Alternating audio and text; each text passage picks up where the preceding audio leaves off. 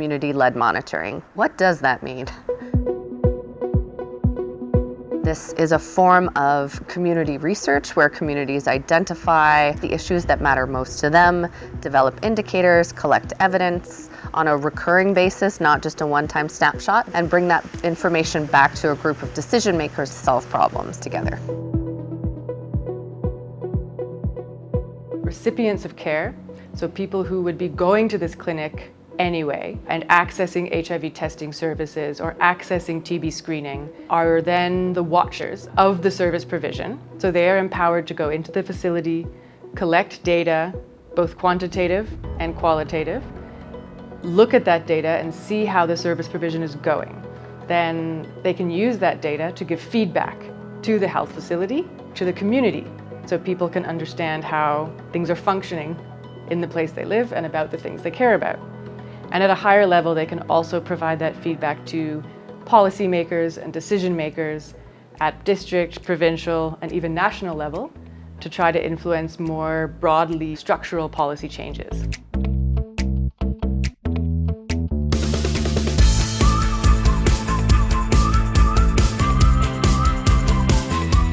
In Malawi, TB diagnoses and treatment enrollment almost tripled from 320 to 907 within a year because of gene expert testing at CLM monitored sites.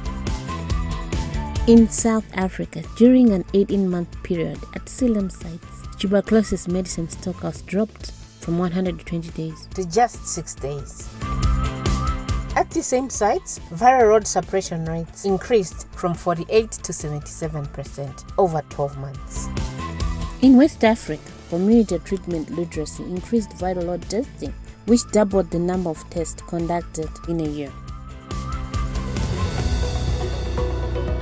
In the province, there wasn't really a lot of uptake on PrEP. However, once we were finished with the feedback session with the department, we really did see tremendous change, especially in the year of 2022, where we see that PrEP initiation, in fact, across all CLM monitored sites drastically increased. Some of our data collectors in Malawi are sex workers. We have seen HIV testing rates not only bounce back in the post-COVID era, but triple what they were prior to COVID. I think that has everything to do with the role of our data collectors who are sex workers, who are making services friendlier, who are educating healthcare providers just by virtue of working together day in, day out. It's not a 1-hour meeting, let's discuss issues. It's a relationship that's built over time.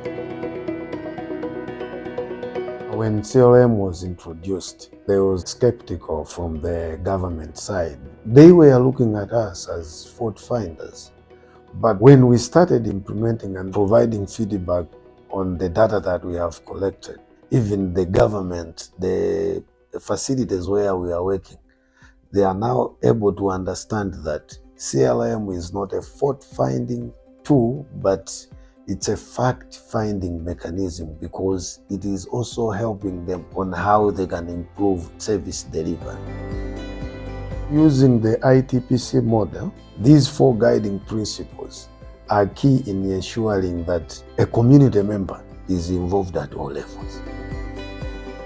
Starting with education, communities learn about the science behind the disease and what is the established standards of care, so that they can easily compare this to the care they are actually receiving when they do the data collection later on.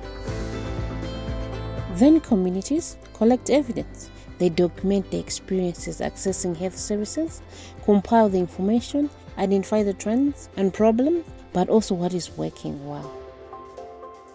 Then there is the engagement quadrant. The findings are discussed with a wider group of stakeholders, such as community consultative groups or other existing groups, where solutions are co-created with communities. Then finally, advocacy takes targeted action by working with policymakers to address systematic issues that have been highlighted in the data.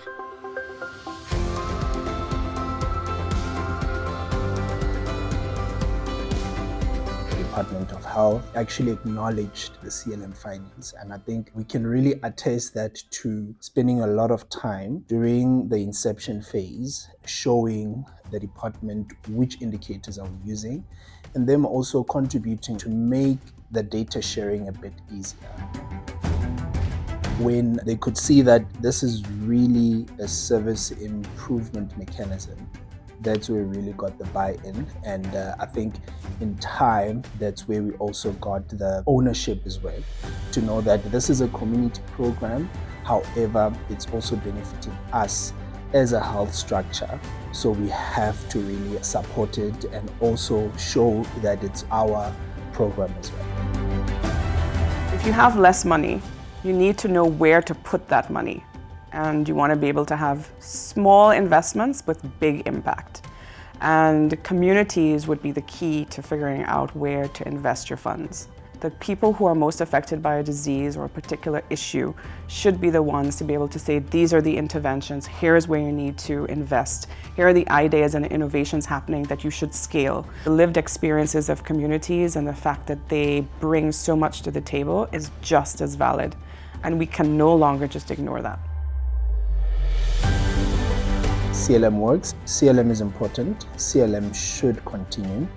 There's just been so much learnings at this point that things are actually starting to change.